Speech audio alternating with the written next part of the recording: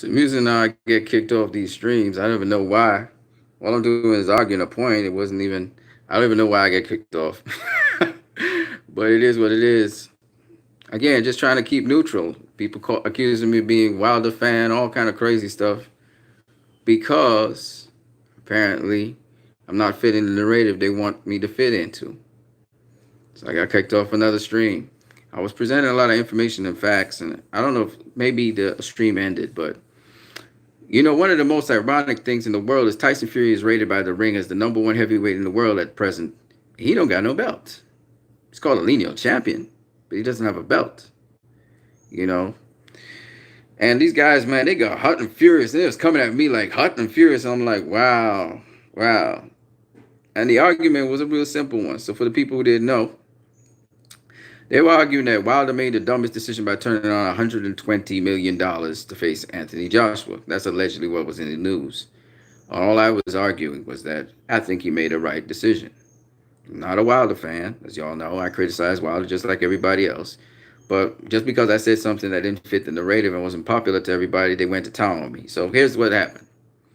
I was saying that Deontay Wilder, he didn't want to be shackled to the three-fight deal. And they kept on going back to money, and they're not listening to me. He wanted to have a say in how he plans his career. He is his own boss. He has his own promotional company. Now, for some reason, once I said that, everybody went ballistic.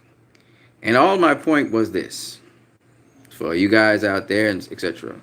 Deontay Wilder is in charge of his own career. He wants to, for him, he didn't lose out on any money because he still earns money. He's comfortable, okay? He didn't want to be shackled down to any three-fight deal where it was not guaranteed that he would face Anthony Joshua. And as you can clearly see, Anthony Joshua lost to Andy Ruiz. So basically, Deontay Wilder would have been sort of stranded, okay? Now, as we all know, Deontay Wilder, he went on to face Tyson Fury. And after that, he went on to face, I think he faced Luis Ortiz first, and then he faced Tyson Fury, okay? He's got guaranteed a rematch with Tyson Fury. And that fight made some money. It made some good money, pay-per-view. And he's going back to, he's going to face Tyson Fury. He may face Andy Ruiz. If Andy Ruiz beats Anthony Joshua in the rematch, he may face Andy Ruiz and become undisputed champion of the world, and that will make him even more money. Now, for some reason, when people were talking about how Tyson, Deontay Wilder his career been so long, he had all these championship fights. All I was arguing, this is where the argument came from, is that yeah, he defended all those championship fights, and they were talking about him getting all the belts and all this. I was saying, listen, when I'm saying he should have unified and all that, I'm saying first of all, Anthony Joshua ain't Deontay Wilder didn't face anybody. All he faced, his only two fights that we're talking about is Tyson Fury and Luis Ortiz. People didn't want to count Bermane Stiverne. I count Bermane Stiverne. So I didn't understand why all this ruckus. Now, I was telling them belts collect dust. It's not the belts that is so much important as it is who you face. This spawned off a big argument. People started coming at me and saying I'm a Wilder fan. They were saying how I'm contradicting myself. And I explained myself. And I'm going to explain myself here as well. I said belts are all well and cool. I never said belts don't matter. I said belts are well and cool. But it's really at the end of your career, for your legacy, it's who you face and who you beat. You guys are putting these belts above who you face, who you beat. That's all I was saying. They're telling me I'm wrong. Okay? This is where this whole debate went, and they eventually kicked me off the thing. They're telling me I'm wrong. They're saying that I'm saying that belts don't matter and belts shouldn't be counted. And I'm saying that belts matter for a fighter, especially coming up. A belt is an achievement and it reaches a certain level. There are levels in boxing. And you become a titleist, and then you become a champion by defending, and it's all well and good. But it comes a point in time where it's really about resume. It's about your legacy. You want to really face the guys you need to face. Now, they're arguing that the guys you need to face always have belts. And I was arguing, well, if belts are so important, then Devin Haney has a belt. But did he earn that belt? Did he face the guy who was the belt holder? No. And then they want to go back in time, but they don't want me to go back in time to guys who are great fighters, who are in the Boxing Hall of Fame, who fought and never had a belt. They fought great guys who were belt holders and all kinds of things, but they never fought for a belt. Okay? They're telling me that was those times. Well, what happened to Hector Lopez? Great fighter. And was robbed in certain fights. Okay? What happened to Juan Lascanzo? Great fighter. Beat world champions, all kinds of stuff. Never got a belt. Okay? I can tell you of several other fighters in history, and one of them right now is Tyson Fury. Tyson Fury doesn't have a belt. He's a lineal champion. That's there is a belt for it, the Ring Magazine belt, but it's not recognized as one of the 4 sanctioning belts. And they were talking about undisputed for heavyweight division. I'm like, undisputed is cool. But I said, it means even more with who you would be undisputed with. And they didn't quite get what I was saying. I kept on saying it over and over again, but they didn't quite get what I was saying. My point is, Deontay Wilder had a belt for the longest while, right? They criticizing him because he didn't face nobody, right? Now when he faces people, now the belt really makes matter. So it's who you face. That's why you could be world champion like Leo Santa Cruz. Gary Russell Jr. is being called. What's his name? Gervonta Davis being criticized because they ain't facing nobody. What makes the belt really valuable is the person you're facing. And I'm trying to explain to them that the belt is a trophy. It's a trinket. It's something that symbolizes you reached a certain level and you faced a certain people. And it's a souvenir of that moment. For instance, when Mayweather and Pacquiao faced each other, Mayweather beat Pacquiao, he had 3 belts, right? Okay? He had 3 belts. But it symbolized that he beat the WBA champion, which was Marcos Maidana. It symbolized that he beat the WBO champion, which was Manny Pacquiao. That's what made those belts matter. People said when he beat what's his name, Victor Ortiz, they didn't think that was a great fight. But he had the WBC belt. But yet when he faced Shane Mosley and there was no belts on the line because Floyd didn't pay no sanctioning fees, and Shane Mosley said, "Fuck it, he ain't paying none either." He fought Shane Mosley. Do we take it off the resume because they had no belt? They're trying to talk about, how many guys in the Boxing Hall of Fame never won a title. There actually are people in the Boxing Hall of Fame that never won a title. Okay? And not just from back in the 1940s, 1920s, 1930s, 1940s, when we had the racial issues. Like I said before, one of the guys that's in the Boxing Hall of Fame is Hector Lopez. Okay? So you have to realize that belts are not everything. Mickey Ward's in the Boxing Hall of Fame. He ain't win no fucking belt. He's in the Boxing Hall of Fame. Okay? Now, my point being this, right? At the end of the day, this is what Georgie Benton said. And by the way, the fight that Georgie Benton faced against, the opponent he faced against, I just checked it up, Benny Briscoe. Benny Briscoe, hell of a fight. Top tier guys. Okay, and there was no Georgie Benton and Benny Briscoe were not guys. It wasn't back in the day. It was in the 1960s. Okay, now Benny Briscoe still lost to what's his name? He still lost to the Argentinian dude, right? But hell of a fighter, top tier guys we're talking about. But they never fought for belts. Manny Pacquiao versus Marquez 4. Marquez being the number 2 pound for pound fighter in the world. Why? Because he beat Manny Pacquiao. That wasn't a title fight. And people was asking me, they were asking me the questions, how many title fights, name a type of fight in recent history, or name a fight in recent history where top tier guys faced each other and it wasn't for a belt. So that, and I paused for a minute and I thought about it and I was like, okay, because at the time when they were just firing a lot of questions at me because what I was saying was so controversial to them and their narrative that they could, and they always keep on telling me I'm a Wilder lover and the LWC. No, I'm not a Wilder lover. I'm just talking from a simple, neutral perspective. But people just went nuts all of a sudden. They lose their shit when somebody says something that they never thought about. That's something different. And they call them crazy and all kinds of stuff. But when you listen to my argument over and over again, it makes abundant sense. But again, because people get all up in their emotions and they feel you have to be on one side or the other, they can't hear what you're saying. So they kick me off. Right? But anyway, back to what I was saying. When you look at Canelo faced Erislandy Lara. It wasn't for a belt. It was at 155 pounds, a catch weight. Okay? Erislandy Lara was, according to everybody, a top tier guy because he was the number 1 guy at super welterweight. Right? He had a belt, but he was the number 1 guy. But he didn't fight for no belt. When Canelo faced Julio Cesar Chavez, he was a name. Canelo faced Julio Cesar Chavez, a catch weight. There was no belt on the line. Well, there's some diamond belt, but that's not one of the 4 belts, right? That count for undisputed. Canelo faced. He also faced another fight. I can't remember who it is right now, but forget that. Right? We got a number of other fights where fighters face guys. You know, Canelo versus what's this kid's name? In recent memory. But you have a number of fights in recent memory where it wasn't for no damn belt. It wasn't. Right? It was like, fuck the belt. Right? Because it's about names on your resume. When we're talking legacy, it's about names. Yeah. Most of the guys, like I said before, who would be, you know, they were saying how many world champions are in the Boxing Hall of Fame. I said, well, how many world champions are not in the Boxing Hall of Fame? There's tons of them. Tons of titleists and world champions are not in the Boxing Hall of Fame. So they went on to say, well, you know, everybody strives to be undisputed. Well, everybody strives to be world champion. Does that mean that every world champion that you see is worthy of being a world champion? Is Devin Haney and Jamal Charlo deserve to be world champions? Did Gennady Golovkin become the WBC world champion? These are the questions I ask people.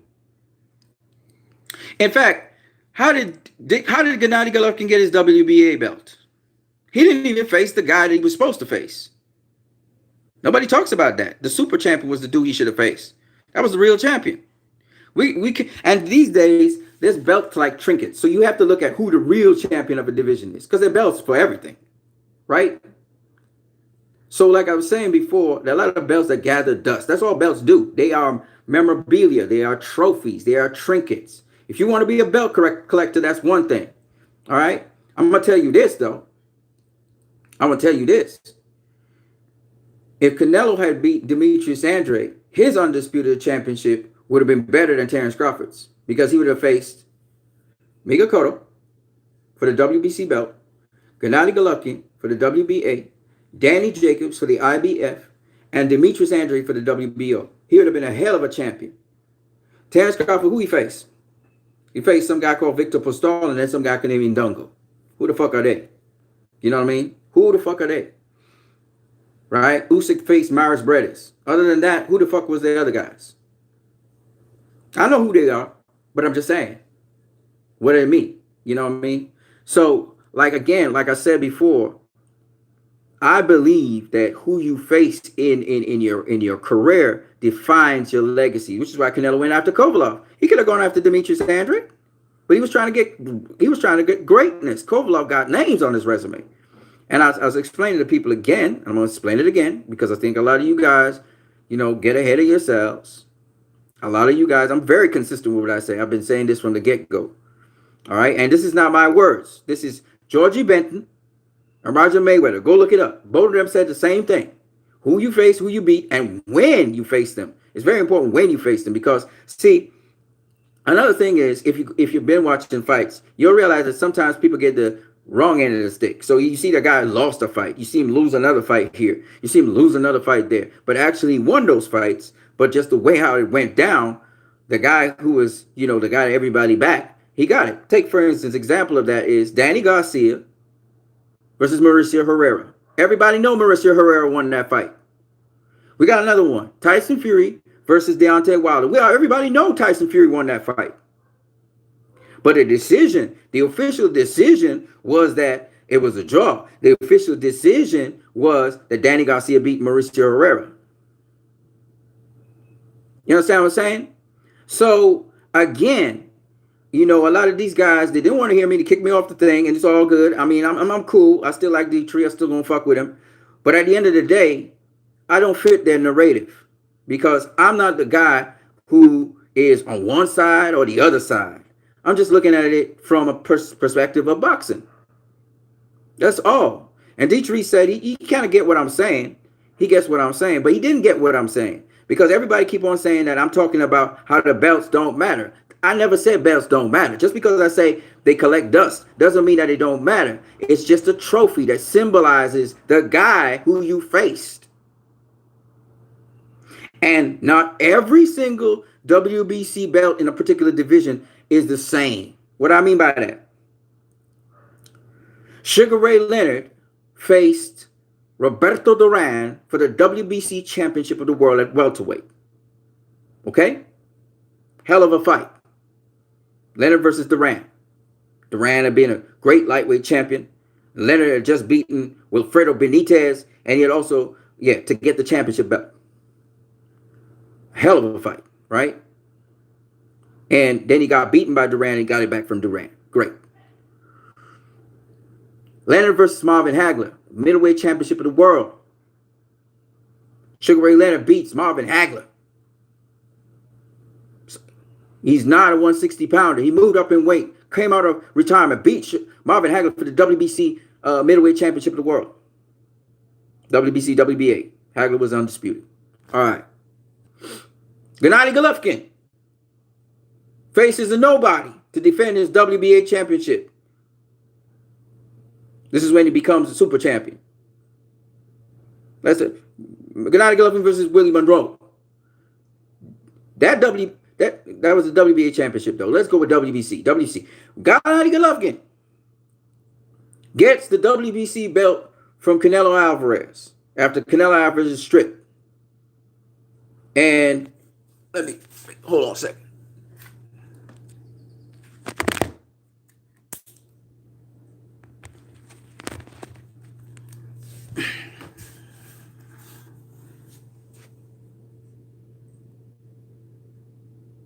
Let me get it right. Because he had the WBC belt when he faced Vanes Martirosyan, and when he faced that kid, what's his name? The young guy who beat Sam Sullivan.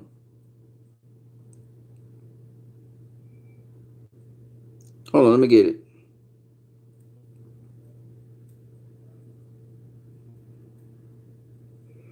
Them guys wasn't giving me a chance to respond at all. As I started to respond, they cut me off. So I get the feeling that they afraid to hear what I have to answer and what I have to say. Right. So let me see where it is. Okay. So he gets the WBC belt and he faces Kell Brook. Kell Brook is coming up 2 weight classes to face him. And he beats Kell Brook. Right? Whereas Sugar Ray Leonard beats Marvin Hagler. Which win is greater? Obviously Leonard's. Because Leonard's coming up from 2 weight classes, from welterweight to beat Marvin Hagler. Whereas Triple G, he's already at the higher weight class. And the little guy's coming up to beat him, and he beat up the little guy. All championship fights in the same weight class are not equal. Especially if you're looking at WBC championship fights. Why? Because it's who you face. Now, Kell Brook's a name. He was the #1 welterweight in the world. So kudos to Gennady Golovkin on that. But Sugar Ray Leonard faced the undisputed middleweight champion of the world, who was bigger than him, and beat him. That's a bigger achievement.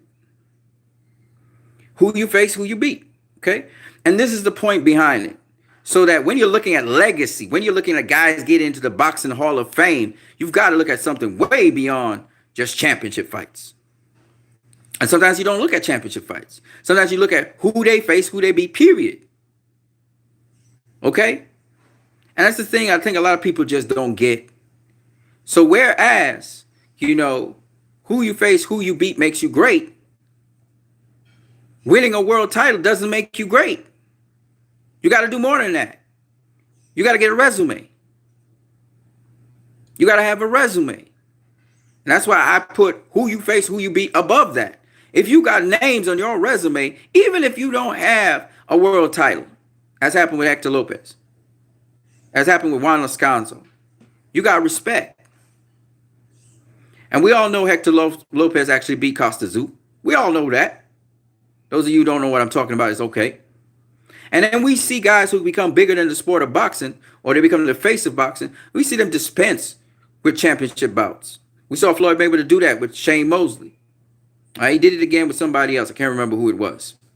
We saw Canelo do it multiple times. Okay?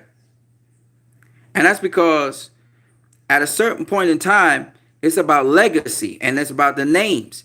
Canelo went after Kovalev versus going after Andre because he was going after Kovalev because it was a name and because he had certain names on his belt.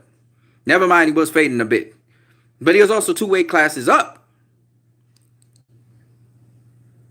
He wasn't going after Kovalev because he was a world champion. That was cool too. But he was also valued as the #1 lightweight in the world by the Ring magazine at the time too. All of those things. Right? I'm not discounting that he was a world champion. That was great. That means, he's at the top of his games also. But more importantly, it's because it's Sergey Kovalev. Canelo wanted Sergey Kovalev on his resume. This man beat Bernard Hopkins.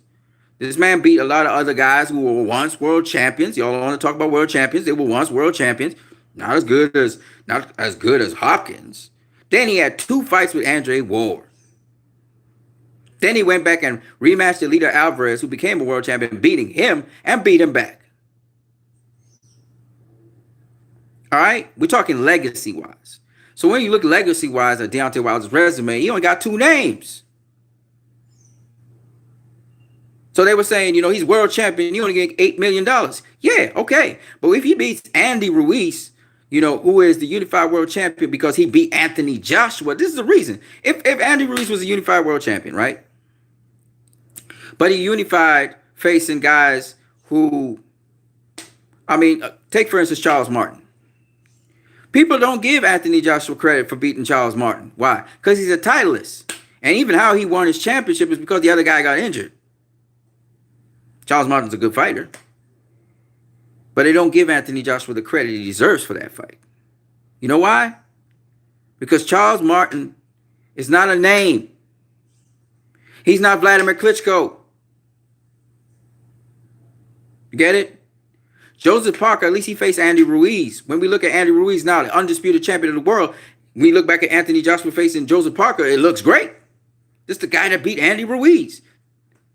And even if Anthony Joshua gets beat by Andy Ruiz this second time, which I think he will, even if he does, his legacy is going to look even better because he beat the guy that beat him.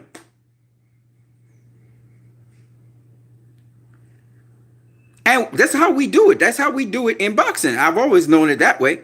That's how I separate guys who are titleists or champions who never will make it into the Boxing Hall of Fame from guys who make it into the Boxing Hall of Fame. You make it into the Boxing Hall of Fame because you did something great. Boom Boom Mancini didn't make it into the Boxing Hall of Fame just because he was exciting. Boom Boom made it into the Boxing Hall of Fame because he faced Jose Ramirez. And he beat him. Amongst other names, he beat. Really good fighters. Right? So, Mickey Ward was a tough fight for everybody. He beat Arturo Gatti. It wasn't a title fight. He beat Arturo Gatti. That's why he in the Boxing Hall of Fame. And it was an exciting fight as well. Arturo Gatti was a world champion multiple times. But the point is, he beat Arturo Gatti. It wasn't a championship fight. So, this is all I'm saying. These are the points I'm making. I've never said that being a champion or world champion is not important in boxing. It's an achievement, okay? Devin Haney became world champion because he won the interim championship. He was upgraded to WBC champion because of that. Same thing with Jamal Charlo, okay? They were upgraded. That's what happened. Same thing happened with Keith Thurman. Now, Keith Thurman showed he was a real champion by beating Danny Garcia and unifying. Danny Garcia was the WBC world champion, beat Robert Guerrero to do that. Again, he faced a name. He didn't just face anybody. He faced a name. And then Sean Porter became a world champion, WBC world champion, because he beat Danny Garcia. That's what made it something. If I go and I become a world champion facing some guy with an unknown name, yeah, I become a world champion. Take, for instance, Zab Judah. Zab Judah became the super lightweight world champion, beating some dude. I can't remember his name right now, right? Yeah, he was world champion again, and it was great. It's an achievement, but he beat some dude. One of the top tier fighters that Zab Judah beat. Okay, beat Corey Spinks to become undisputed champion of the world. Great stuff. Because he beat Corey Spinks. Corey Spinks beat Ricardo Mayorga. Ricardo beat Six Heads Lewis. And he beat some other guy. I can't remember his name right now. Good fighter again. Top tier fighter. That's why these guys are great. This is why we talk about them. Yes, they built up a reputation for themselves by beating a lot of fighters on the way. But then on top of that, they also beat great fighters to be great fighters. Or they beat the elite fighters to be elite fighters. And that's what separates them from everybody else. I find that a lot of times in boxing, people focus so much on undisputed and all of these things. I'm not saying that it's not hard to do these days. But I can't. What am I going to give Terence Crawford for his props? He beat Victor Postol. The other guy that he beat, Ondongo, he got wiped out in shorter rounds against Reggie Prograis because Reggie Prograis realized he reaching in with his shots. He not a good fighter. He's not. He fundamentally not good. You know what I'm saying? Jason Sosa became a world champion, but he didn't have a lot of amateur background and experience. You saw how he got tagged up with against the super featherweight WBC champion, Belchel. Okay? It's because he fundamentally is flawed. So some fights, you look at the fights and you look at yourself and say, yeah, the guy, he overachieved. He became a world champion. That's great for him. Good for him. Good for him. You know what I'm saying? But at the end of the day, I mean, it's cool, but I mean, it's cool. It's cool. So I don't put titles over who I face and who I beat when I'm talking about greatness. And the reason I'm saying this is because when I look at Deontay Wilder and his resume, I don't see that. I don't see fighters that look elite or great for most of his resume. You're talking about only 2 names on his resume. So it's only recently he actually did something. He started doing something. Anthony Joshua did a lot more. That's why you guys say their resumes are better. Right? He faced Joseph Parker. He faced Vladimir Klitschko. He faced Povetkin. Povetkin wasn't the world champion at the time he faced him. Okay? He faced Povetkin. He faced, some other, I can't remember no other person right now. Right? And Tyson Fury, he faced Chisora. He faced, what's his name? I mean, Wilder did also face, what's this kid's name? The kid from Riverside, California. Big, strong guy who faced Vitaly Klitschko, right? He faced him too. But my point anyway is this. My point is that since Wilder hasn't established himself like that, he's not going to get that pay, okay? And he's still looking for greatness. So when he becomes undisputed, all them up-and-coming guys, the guys that we're talking about all the time, Dubois and the other British dude, I forgot what his name is, and then El Jefe and all these other guys that are out there, up and coming, right? Who look hot and they look great. This is the guys that Wilder will have to defend against. And when these guys, if they build a reputation for themselves and they face some other good fighters like themselves, and Wilder faces them and beats them, he gets more and more popular. He gets more and more prestige. He gets more and more greatness attached to him, and he makes more money. So that's how people are looking short term, like I said before. You're looking at this one contract, which was $120 million. It sounds really great. I don't even know if it'll be paid out. That would be nice if it was paid out. But the problem with that is when you don't have the leeway, the creative leeway, or the leeway to direct how you want to go, because this other guy's an A-side. Now, Anthony Joshua ain't no A-side anymore. He ain't no A-side. Joshua lost his A-side. If he could beat back Andy Ruiz, he can get back the A-side. But now, guess who has the A-side? It's Deontay Wilder. That's why Andy Ruiz could have renegotiated things, so they ended up in Saudi Arabia. Because Andy Ruiz had, the A-side privilege. He took it from Anthony Joshua. And you would say, well, the belts mean A-side. Not necessarily. My point being, yes, the belts, because Anthony Joshua want the belts back. But also, Anthony Joshua won that win over Andy Ruiz to erase his record so he can go and face Deontay Wilder. It's not just the belts, in my opinion. Even though the belts do have a factor to play in it. I never said the belts didn't have a factor to play in it. I just think that Andy Ruiz built his name off of beating Anthony Joshua, who was seen as the greatest heavyweight out there. All right? And Tyson Fury took over when Anthony Joshua lost. Actually, no. Tyson Fury was actually number 1 by the ring even before Anthony Joshua lost. All right? They deemed Tyson Fury higher than Anthony Joshua. I think because he beat a Klitschko who had not been defeated in a long time. And resoundingly, by the way. So anyway, my point is that, and that was the point I was making, okay? And I do believe that Deontay Wilder made the wiser decision by turning down that money. The people call it a duck and all of that. I don't see it as so. I don't see it as so. Yes, he wanted to have a fight with Anthony Joshua, but he wanted it on terms in which he was free to fight Anthony Joshua, call it a day, and do something else with his time. And a lot of people want to hate on it and Deontay Wilder, so they didn't want me saying what I was saying. Okay? And I personally, as much as I'm a Deontay Wilder fan, I ain't gonna kiss his ass, and he's not the greatest thing since sliced bread. I argued a case where he could be on the pound for pound list.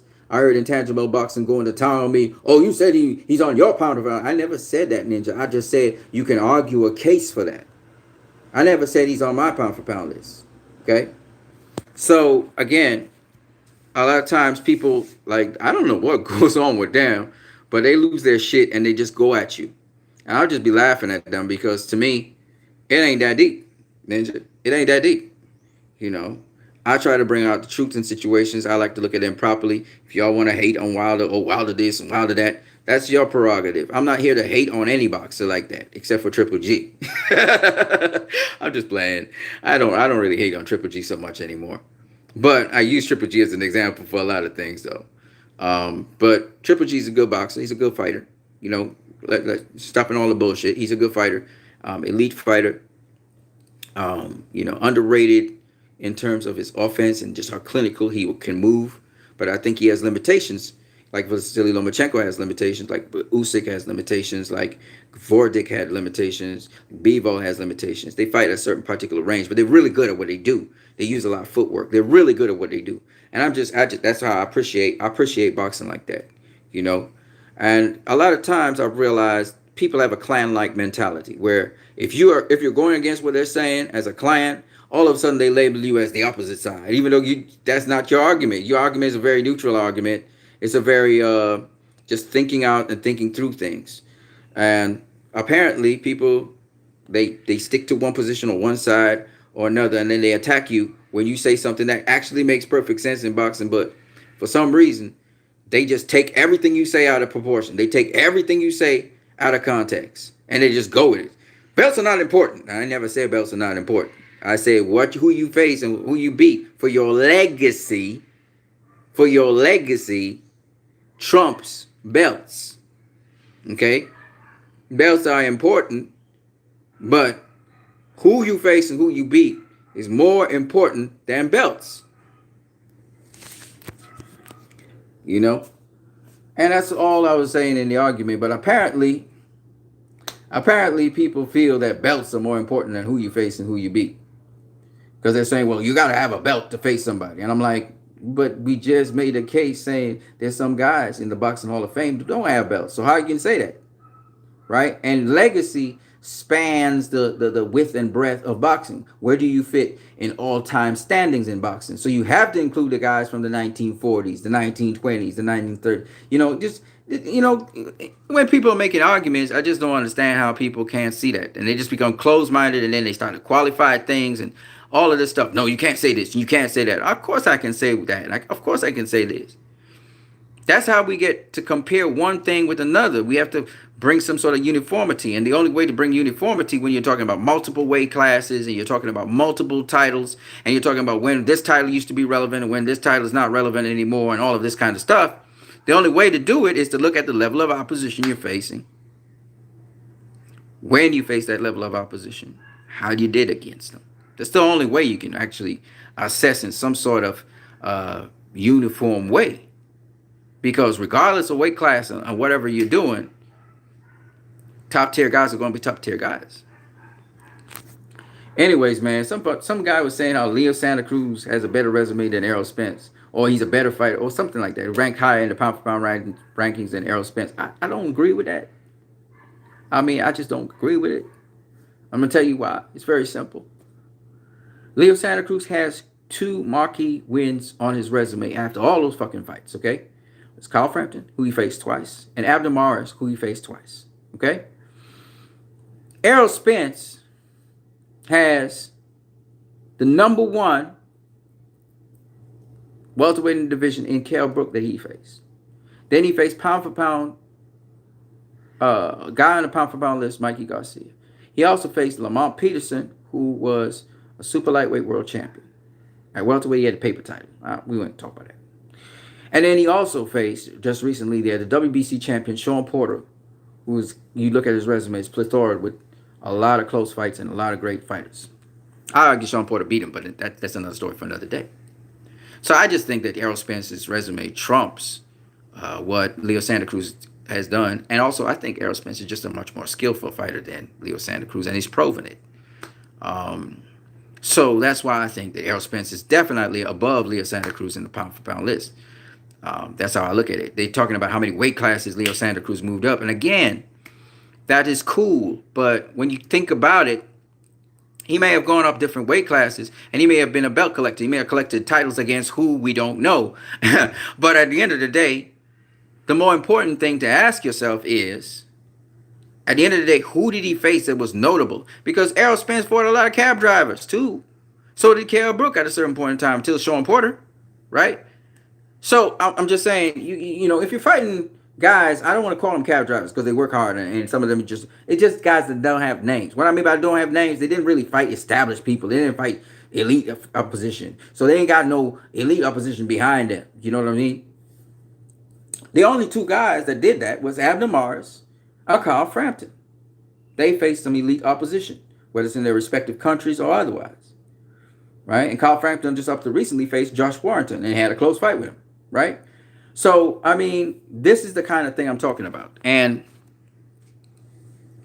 in my opinion, resume is very important for that regard. It depends on when you face these guys and what were the conditions under it. You can say that Errol Spence faced Kell Brook with a damaged eye orbital, even though he damaged the other eye orbital. It wasn't the one that got damaged, but the other one. But the point is that he did face the number one welterweight in the world at the time. The number one welterweight did get beat bad by Gennady Golovkin. So that's a very good asterisk to put on there. But he did face the number one welterweight in the world. Right? And then on top of that, he also faced three other solid guys. Lamont Peterson, Sean Porter, and Mikey Garcia. You have to note those things. And Mikey Garcia was on the pound-for-pound list. Leo Santa Cruz, I don't think he has anybody on the pound-for-pound list that he beat. Frampton may have started entering it. I think Mikey Garcia was number 4 on the pound-for-pound list, if I'm not mistaken, or number 5. So I'm just saying, Errol Spence, you can't deny him his pound-for-pound status based on that. Right? I don't think that Deontay Wilder, I mean, I could see him being on the low end of the pound-for-pound list, like I said before. It's possible. It's possible. Based on the fact that, you know, how he knocks out his opponents, how he's been knocking out almost all his opponents, no matter who they were, including Tyson Fury, who got knocked down twice. I mean, you gotta factor that into the equation. But as to say he's on the pound-for-pound list, you know, ahead of, you know, Errol Spence or even, Lomachenko. Lomachenko has a really hell of a resume. I'm not going to lie to you. He has a hell of a resume for the few fights that he's had. He's not ahead of Pacquiao. I think Pacquiao's ahead of him. I think that the guys like Terrence Crawford and guys like Canelo and guys like who else might be ahead of him in the pound-for-pound list? There are a bunch of guys. Juan Francisco Estrada for sure, right? Estrada again fighting named guys. You know, Roman Gonzalez. You know, Chocolatito. He faced this kid at one. Was it super flyweight? I think he faced him. Good fighter. Carlos. It's the Mexican kid. Okay, who was a world champion and all that too. So I'm just saying, you know, there's certain names, even Inouye, even though Inouye got broken eye orbital against Nonito Donaire, and Nonito Donaire, he's a hell of a fighter, and you may have to put him on the pound-for-pound list too. You know, just because they're old dudes, well, you have to look at what they recently did. Nonito Donaire also beating a young British guy who just retired from boxing because of his arm, but the point is, Donaire beat him, a young, strong champion, right? So, you know, I'm not saying the championship fights are not important. Absolutely not. I'm not saying the unifications are not important. It's great that when fighters can unify. But you're always talking about, you know, everybody always thinks that the guys that unify are always the best fighters. Not necessarily they're the best fighters. And I always said that to people. You know, which is why sometimes these fighters duck other fighters. Okay? But at the end of the day, You know, because we have some guys. I heard of some guys who were world champions, and I was like, who the fuck is that? Like the name. Like, how do you become world champion? And then I go look it up, and he beat some other unknown guy, and it was some vacant title, and they fought for it, and they became world champion. You know what I'm saying? And then you see the guy who you know facing this dude. I'm like, what? Who's this guy? You know? But it happens. It happens. You know what I'm saying? It happens. The guy's in line to become champion. He beats another guy for the world championship belt and gets it. But to say that he stays on to it, no, he just becomes a titleist, and the elite fighter beats him easily, and then takes the belt and goes on. You know what I'm saying? So, as much as belts are important in boxing, I definitely don't think they're the most important thing. You know, I don't think so at all. And how people view undisputed as the be all and end all, you know, I don't view it that way. Even though I knocked Canelo for not facing Demetrius Andrade, I recant on that because the Sergey Kovalev I saw him face, you know, I gave him good work, and I thought, you know, Canelo picked the right guy. He picked the right guy, you know. But I still want to see him face Demetrius Andrade, you know, because he said he wanted to be undisputed at the end of the year. So I was just following up on what he said. You know what I'm saying? And it would have been a hell of an undisputed, because you're talking about Demetrius Andrade, Triple G, Danny Jacobs, and Miguel Cotto. 4 separate people to get 4 separate sanctioning body belts. That would have been fucking crazy. And we talking real people, real fighters, good fighters, the best fighters. That would have been fucking great. It would have made history too, in a good way, you know. But it is what it is, you know. It is what it is. You know. So anyway, peoples, that's what I got to say about that. I'm going to catch y'all later. I'll be back. Peace.